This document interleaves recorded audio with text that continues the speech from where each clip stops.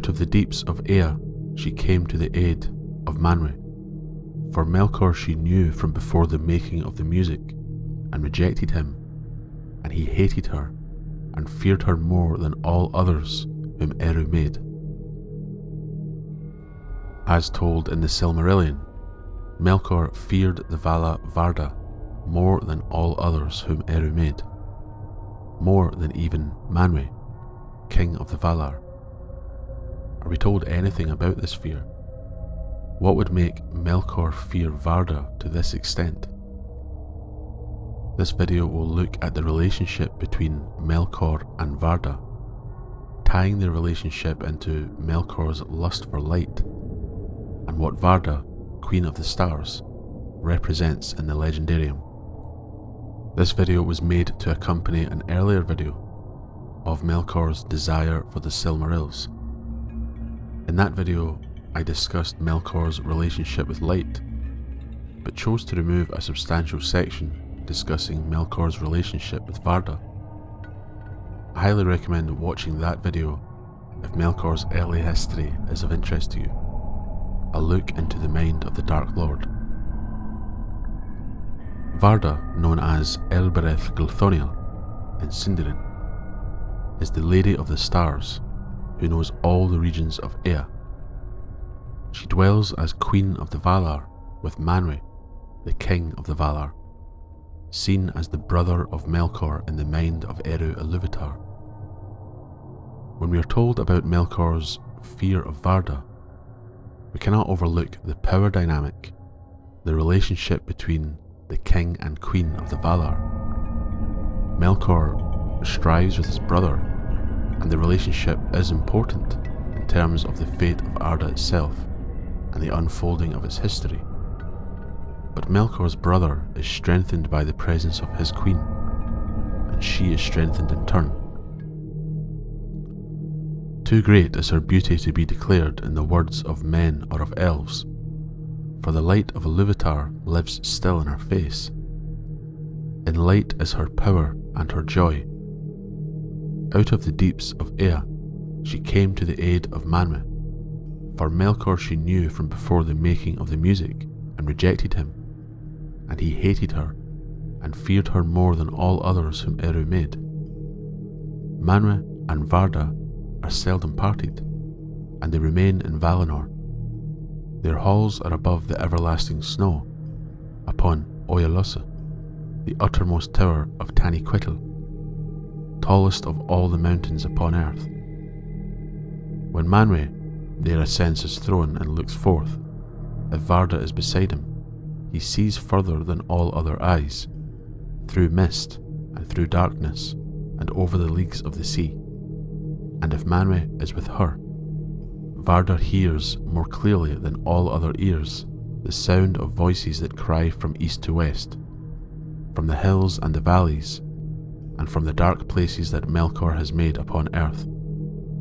Of all the great ones who dwell in this world, the elves hold Varda most in reverence and love. Elbereth they name her, and they call upon her name out of the shadows of Middle-earth, and uplift it in song at the rising of the stars.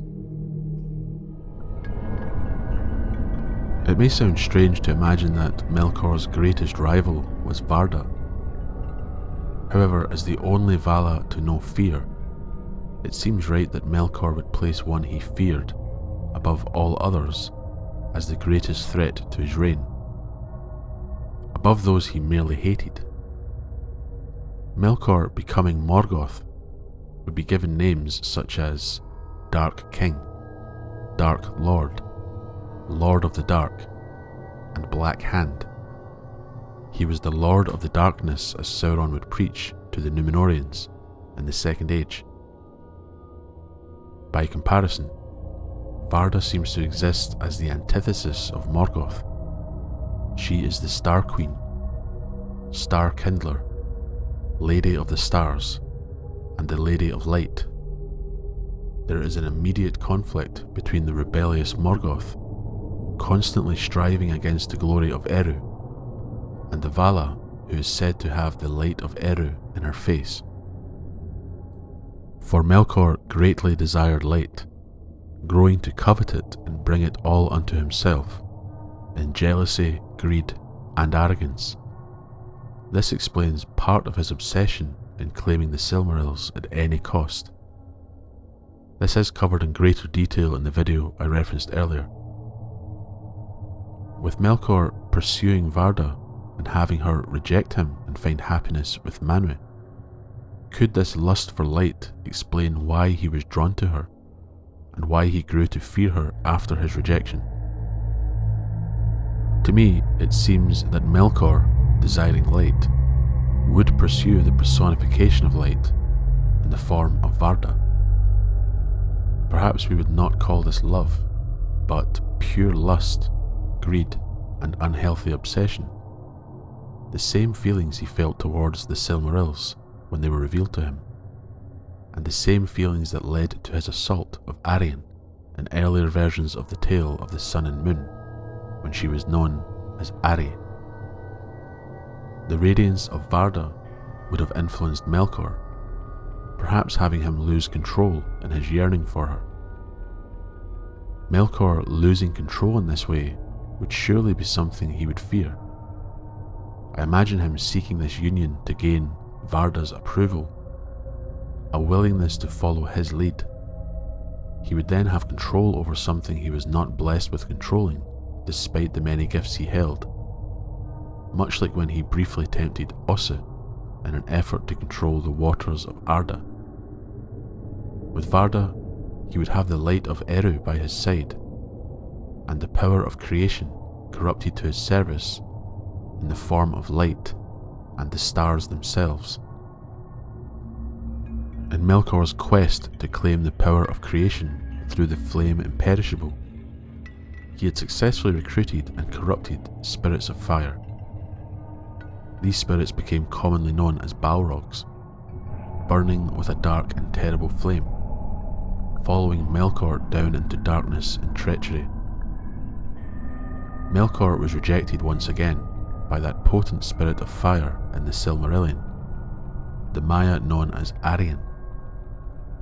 Much like Varda was a representation of the light of creation, Arryn burned with a primal naked flame, described as terrible in the fullness of her splendour.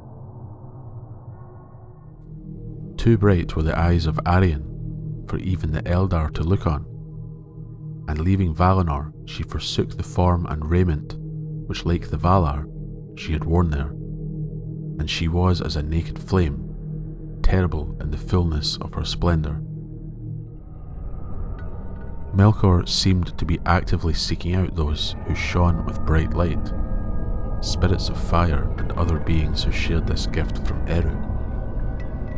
This obsession grew from Melkor's own jealousy of the One, and his need for the flame imperishable, that aspect of Eru, unobtainable by even the mightiest of the Valar. Varda shining with the light of Eru meant that she was radiating with a part of Eru's own creative powers. Having her reject Melkor meant he was now shunned by the closest thing to Eru's power that existed in the physical world. This would be something beyond mere rejection, a bitter blow, as all else Melkor could claim or take as his own, no matter how bright, would shine less so than Varda. Her rejection of Melkor was a sign of intent that she would oppose him thereafter. Melkor was doomed to have a being of light strive against him as he roamed in darkness in the deeps of the earth. His darkness was almost overpowering, but the light of Varda kindled the hearts of Melkor's enemies, and the sheer power of her light would have Melkor's own creatures scurrying to find cover. Her light, and the light of Arryn in the form of the sun, placed fear within Melkor's heart. This would explain his creatures' negative reaction to such forces, with his slaves and servants being forced to share his doubts and fears as he forces his own will upon them. They share in his weakness, and he is powerless to circumvent that while he fears the light of those who rejected him.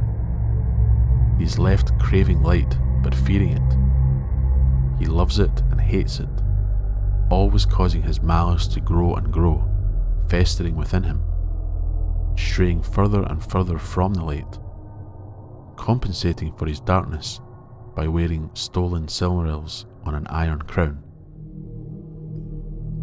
As a shadow, Melkor did not then conceive himself, for in his beginning he loved and desired light, and the form that he took was exceedingly bright, and he said in his heart, "On such brightness as I am, the children shall hardly endure to look, therefore to know of aught else, or beyond, or even to strain their small minds to conceive of it, would not be for their good."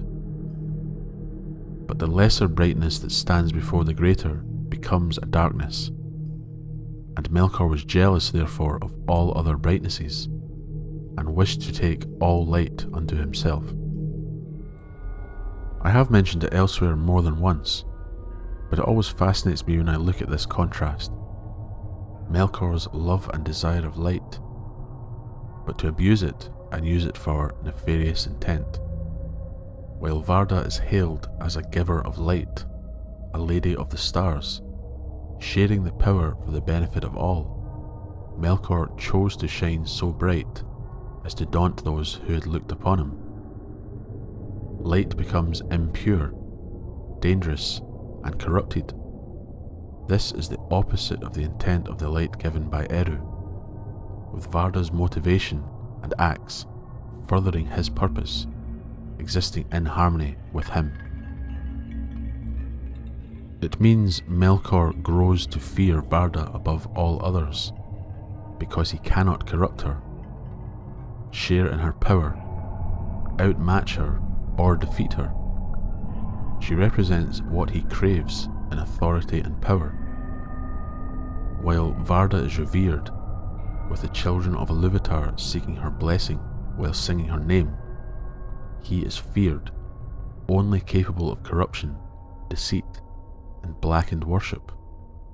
A being who cannot be swayed by his wicked promises and words, and one who holds such power over him, is rightly feared more than any other.